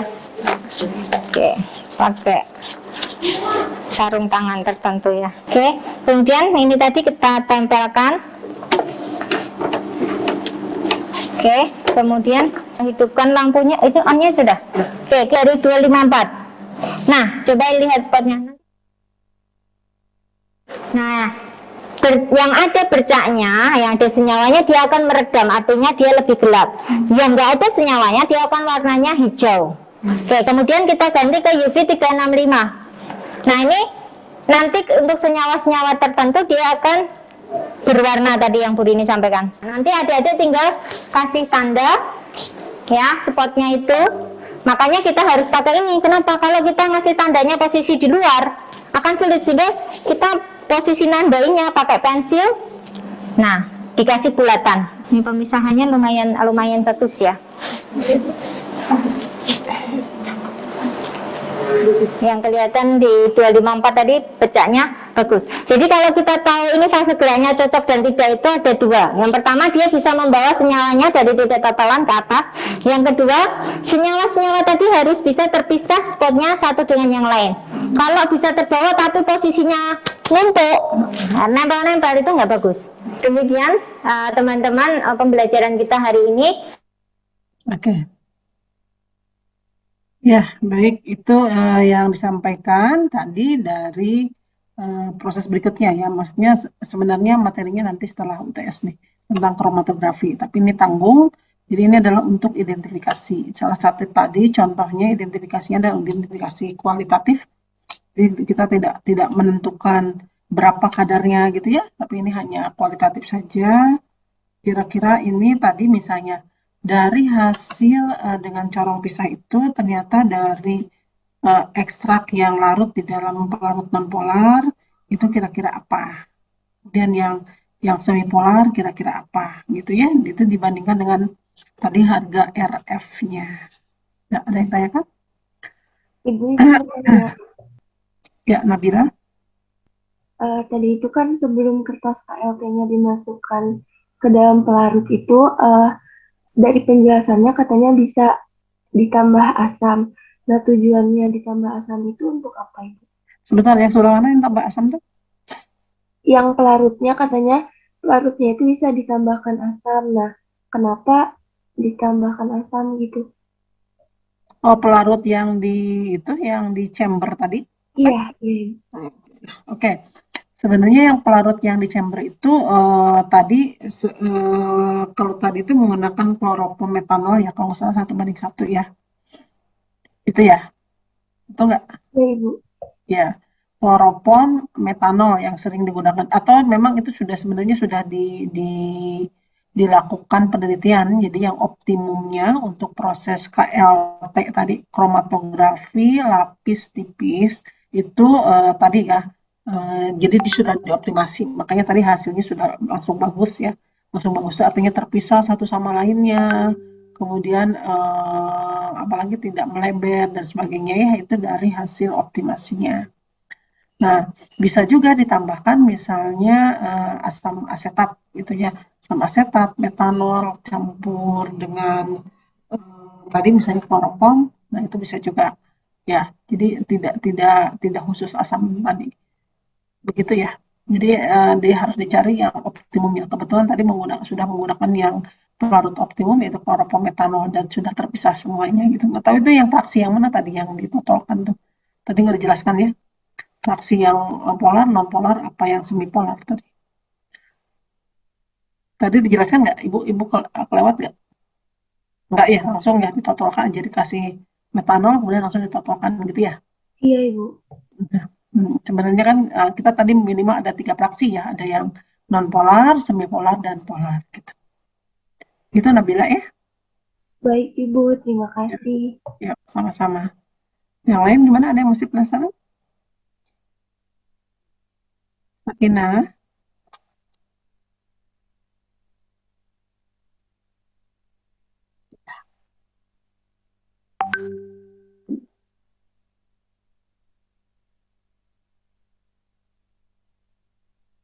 Ya tadi paling pakai pipa kapiler gitu untuk meneteskan sesedikit mungkin gitu ya si ekstrak tadi. Pakai pipa kapiler aja tadi. Ya, gimana ini? Yang lain? Andrean, ada Izin pertanyaan? bertanya Ibu. Oh, Raffi, silakan Raffi. Kan tadi waktu apa yang fase geraknya kan itu ada pakai kloroform sama metanol tadi Bu ya. Betul. Ya. Nah, terus kan katanya boleh ditambahkan asam. Nah, itu tuh buat Yang apa ya Bu? ditanyakan Sakinah tadi ya? Oh, maaf Bu. Iya, Kalau misalkan gimana udah. dulu? Iya Bu. Tadi agak kerasak-kerasak. Oke, Iya, udah ditanyakan tadi Sakinah. Oh iya Bu. Sakinah ya tadi yang nanya. Ya, ditambahkan asam itu kemungkinan mengoptimalkan lagi juga ya dari proses vaksinasinya gitu ya. Karena asam itu sifat kepolarannya kan beda dengan kloroform dan metanol. Ini sepertinya semipolar gitu ya yang digunakan, jadi diharapkan itu lebih efektif gitu. Bisa ditambahkan, bisa juga enggak. Tapi ternyata tadi kloroform dengan metanol aja misalnya sudah cukup bagus. Gitu? Ya, Raffi? Oh iya Bu, sama mau nanya lagi Bu. Boleh. Jadi kan kalau di yang praktikum pemurnian kan kromatografi juga. Nah itu kan katanya si chambernya tuh apa sih dilapisin sama kertas gitu ya Bu ya, di si chambernya. Nah tadi di yang situ juga dilapisin kertas lagi nggak Bu? Terus fungsinya buat apa kalau misalkan gitu? Oke. Iya. Oh, Raffi pernah lihat ya chamber yang di lab gitu? Pernah lihat videonya doang Bu. Oh, ya kalau tadi sih nggak dilapisi kertas. Tadi chambernya sudah cukup tertutup ya. Jadi dilapisi dengan kertas tidak harus juga. Kalau chambernya yang penting itu sudah jenuh ya. Jadi mungkin kalau dilapisi dengan kertas supaya kelihatan aja gitu ya, kelihatan ini sudah jenuh atau belum gitu. Ya, kalau tadi menggunakan kertas saring aja. Jadi kalau dia sudah sampai ke ujung gitu, diasumsikan itu si chambernya sudah jenuh dengan uap, karena ini kan tadi pakai pelarut organik ya, pelarut organik itu kan cepat menguap ya, jadi diharapkan si lingkungan desikator itu dia sudah jenuh dengan pelarut gitu ya, begitu. Kalau Jadi sudah coba jenuh untuk dengan memastikan pelarut aja kan Ibu nanti ya. pelarutnya akan optimum untuk menarik ekstrak dari garis tadi ya, dari garis yang sudah ditotolkan tadi gitu. Kalau belum jenuh kan dia tidak optimum itu untuk menarik ekstrak tadi. Gitu Raffi. Oh iya, baik Bu. Terima kasih Bu. Ya sama-sama. Ya, ada lagi yang tanyakan? Ini mohon maaf hari ini Ibu harus menghemat suara, agak serak. Ya, cukup jelas. Kebayang pekerjaan biasanya ini pekerjaan ekstraksi bahan alam ya. Bahan alam Indonesia itu kan negara tropis, bahan alamnya itu melimpah, banyak sekali yang bisa kita manfaatkan. Kalau kalian seorang kimia tidak tahu tahapan-tahapannya untuk mengekstrak zat-zat aktif tertentu, misalnya dari suatu bahan alam, ya kebangetan gitu, bukan belum bisa dikatakan kimiawan atau kimiawati. Oke, cukup jelas Pak? Ya, sebentar.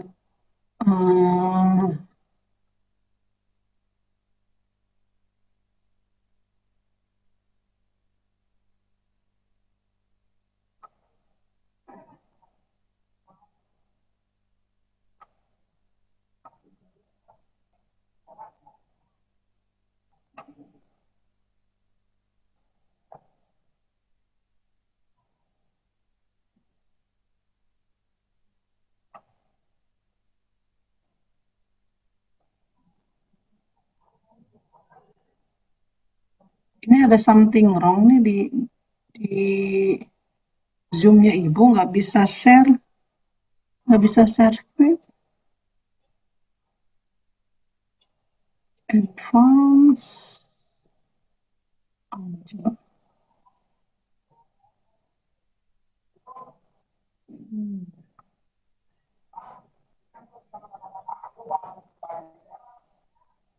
Kelihatan? Jadi modelnya begini ya. Kelihatan. Nggak, ini sih ibu jadi heran sendiri, nggak ada perubahan gitu, jadi begini. Nah ini Ibu nanti share di spot aja nih karena waktunya udah habis ya. Ini tapi masih dalam bahasa Inggris ya. Ini protokol extraction. Jadi ini bagian juga dari bahan untuk UTS-NT, sekaligus juga Anda berlatih untuk ini bahasa Inggris. Kalau ini gampang sih kalau PPT ya. Kalau tidak ngerti kan tinggal translate aja gitu ya, atau nanti dipahami dulu ya kalimat-kalimatnya. Tapi ini sebenarnya sudah dibahas di sebelum-sebelumnya. Jadi aku jadi begini tuh. Ini cuma masuknya ke sini jadinya. Oke, ini yang kedua, lembar kedua dan seterusnya Anda bisa terjemahkan ya. Jadi Anda buat rangkuman dari cara ekstraksi ini yang sudah dimuati dengan ini ya, dengan bahan-bahan alam. Ini biasanya untuk mengekstrak dari tanaman-tanaman obat nih. Ini di farmasi umumnya ya. Ini ada galenicals dan seterusnya, tapi ini ada prinsip-prinsipnya ya. Kalau istilahnya kalau di pendidikan ada etnopedagogi, kalau di farmasi juga ada etnofarmakologi ya. Etno itu kaitannya dengan budaya. Kalau budaya itu biasanya kalau jamu-jamuan biasanya ya kalau di farmasi itu. Nah, ini ada standarisasi ekstraksi ya. Tadi yang sudah dijelaskan, ini ada beberapa caranya. Nah ya, tadi yang 4 tadi ya, ada maserasi, ada perkolasi, kemudian ada yang lain ada ultrasonifikasi, ada microwave. Nanti sebenarnya kalau lebih lanjutnya ada tadi counter current extraction, kita sudah pelajari kemarin ekstraksi tadi soklet sudah. Kemudian ada supercritical fluid extraction. Nah, ini yang Ibu sudah siapkan sih materinya tentang supercritical fluida ekstraksi. Nah, ini menggunakan fluida superkritis. Kalian di kimia fisik sudah belajar tentang diagram fasa? Diagram PASA pernah dengar nggak? Pernah belajar nggak Santi? Santi sudah pernah belajar Sudah, tentang Ibu. diagram PASA? Sudah di kimia fisik 1 ya? Ya, sudah. Biasanya kita menggambarkan kurvanya itu di sumbu Y-nya itu adalah suhu apa tekanan? Halo?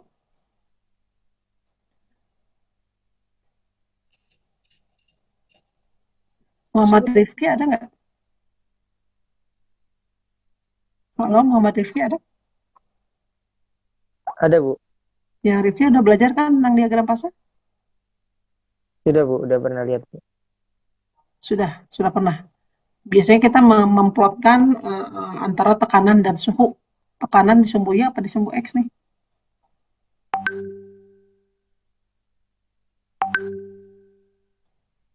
Halo? Iya, Bu. Maaf, Bu.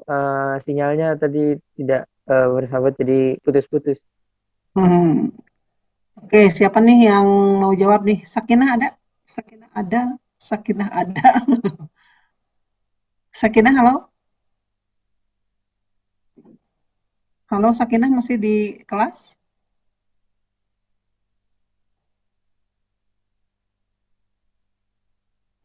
Halo, Sakinah bisa on?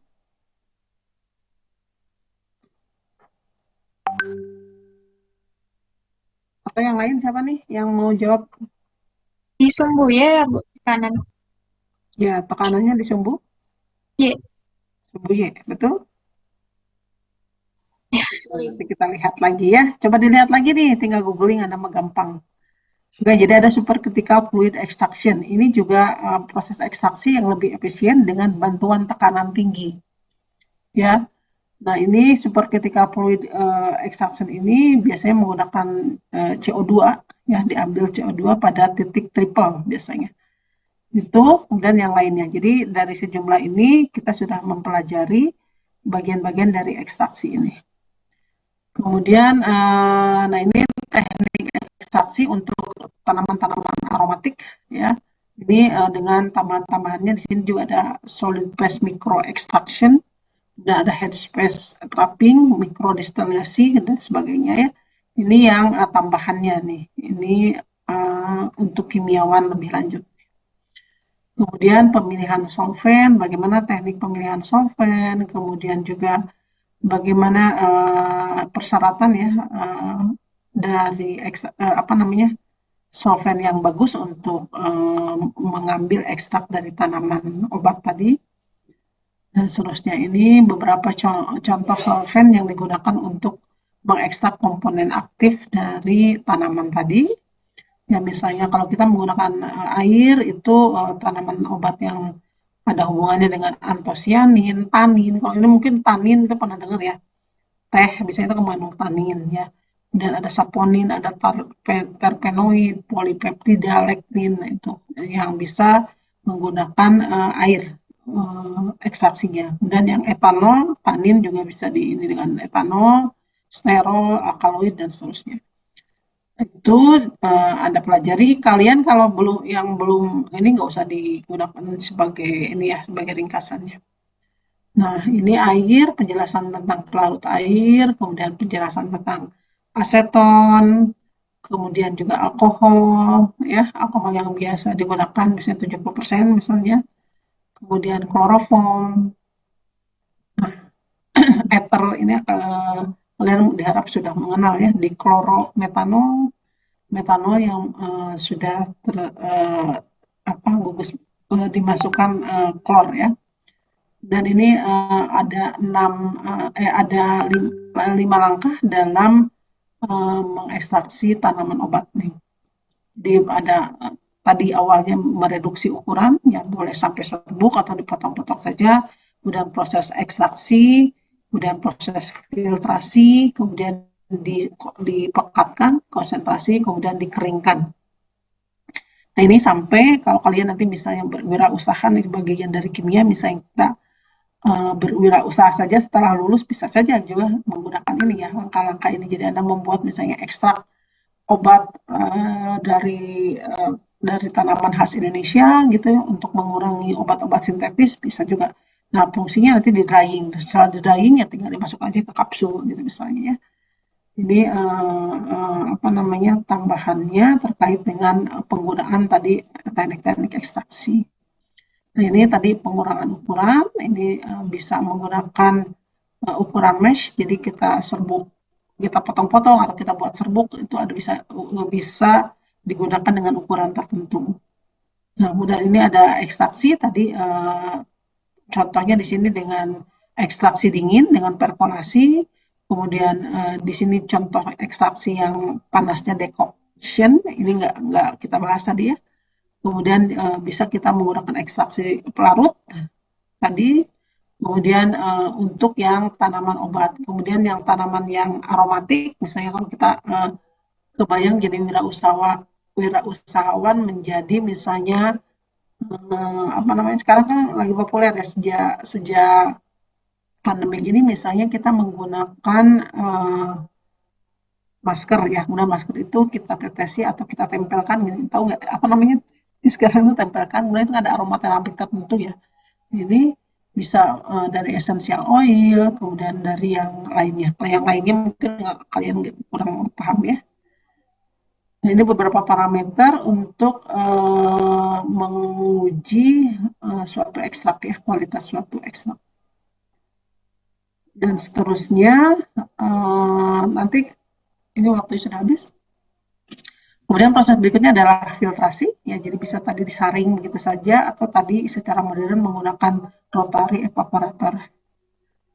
Nah ini contoh saringan yang untuk mempercepatnya itu menggunakan vakum, ya. Jadi saringan itu bukan kertas saring saja pakai corong gitu ya, tapi ini ada beberapa tipe saringan yang lebih modern untuk mempercepat atau mengefisienkan pekerjaan. Jadi dibantu dengan vakum.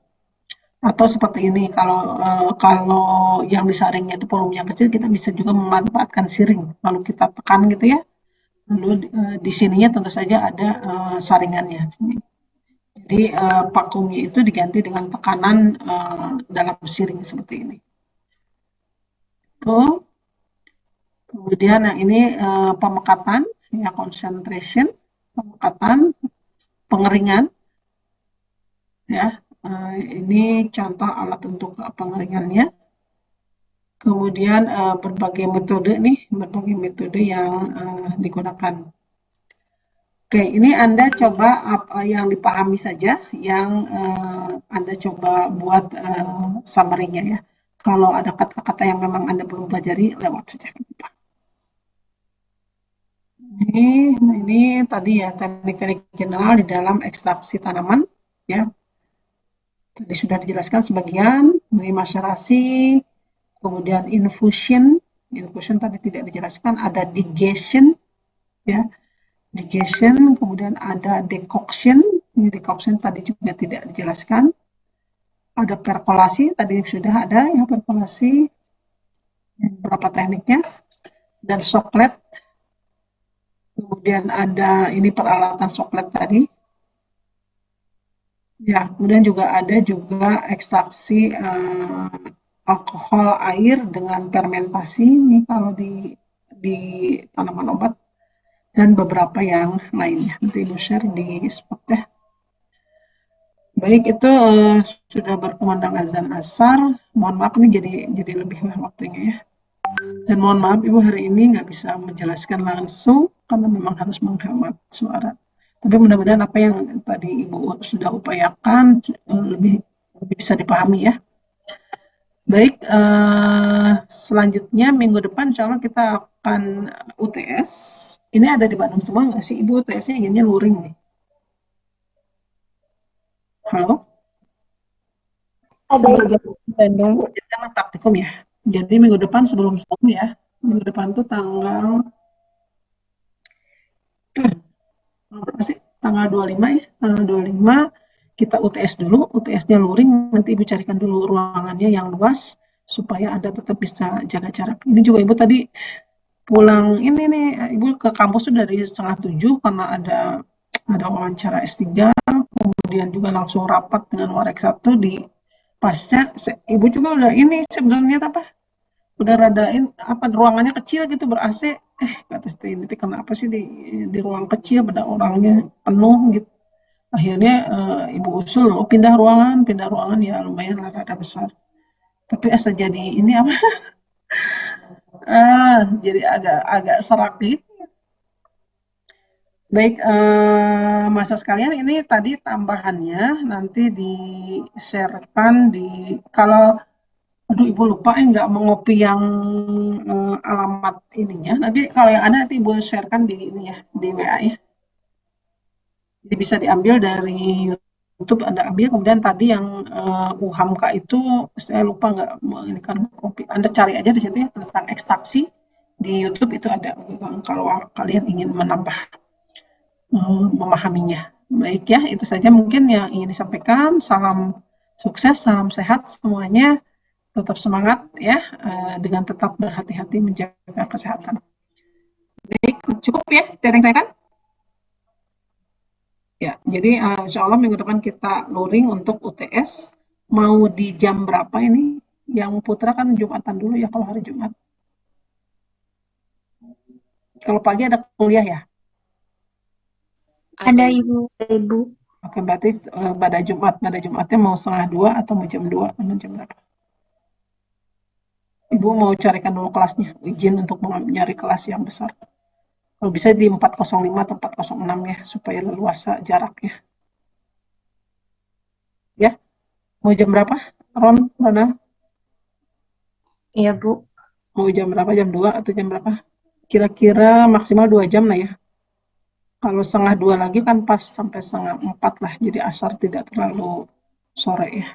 Gimana kalau 1:30? 1:30 ya? 1:30 Bu ya. Oke. Baik, insya Allah kita akan berjumpa minggu depan, insya Allah luring dengan UTS ya, dengan materinya sampai dengan ini. Kalau di RPS itu sampai dengan kromatografi awal, tapi kita tidak sampai ke situ, sampai ke ekstraksi tadi dengan macam-macam ekstraksi. Baik, masuk sekalian. Ya, gimana Ron? Mau bertanya, kalau luring itu berarti nanti ke seluruh mahasiswa ya Bu? Untuk tes luring. Pakai kertas biasa, pakai kertas tulis. Ya maksudnya berarti seluruh mahasiswa 39 orangnya. Semuanya ya? Ya. Semuanya kan ada kan ya? Pada di Bandung kan? Kan kalian ada praktikum? Ya. Mudah-mudahan bisa berjalan dan mudah-mudahan sehat semua ya, kecuali ada kecualian nih. Kalau Anda merasa tidak sehat, merasa demam, jangan ikut dulu. Ya, nanti bisa susulan gitu. Ya, untuk menjaga supaya tidak menyebar. Tapi kita juga harus membiasakan juga gitu ya, karena ternyata meskipun tidak secara resmi belum dikatakan ini endemi ya, tapi ya kita mencoba untuk memberikan kebiasaan baru untuk membiasa gitu ya, seperti itu, tapi tetap harus menjaga gitu. Masker, jangan lupa masker kesehatan, bawa cadangan juga ya, kalau kalian ini bawa cadangan, kalau basah, kalau apa. Kemudian jangan lupa selalu cuci tangan, mungkin kan, tuh, gitu ya. Bu, bertanya lagi Bu. Gimana Rana? Untuk soalnya akan seperti apa buat esai atau pilihan ganda? Ibu sih inginnya dua-duanya, PG dengan esai. Tapi nanti keburu apa enggak nih bikin soal PG-nya doang. Soal PG kan bukan hafalan sih sebenarnya, inginnya analisis, nah itu yang agak susah. Kita ini kan dulu esai ya. Ya kalau Anda sudah siap esai kan PG-nya lebih mudah sebenarnya ya. Atau PG beralasan gitu. Ya. Kalau untuk yang susulan bakal gimana Bu? Daring atau luring? Luring juga lah. Luring juga. Terima kasih Bu. Yang penting pas luring Anda menjamin bahwa Anda dalam keadaan sehat. Jadi Anda tidak berdosa menyebarkan penyakit gitu maksudnya. Mudah-mudahan dan Ibu juga semuanya lah sehat ya. Oke, itu. Baik, kalau tidak ada pertanyaan, kita tutup pertemuan hari ini dengan hamdalah. Alhamdulillahirrahmanirrahim. Billahi bisabillah. Assalamualaikum warahmatullahi wabarakatuh. Waalaikumsalam warahmatullahi wabarakatuh. Terima kasih Ibu.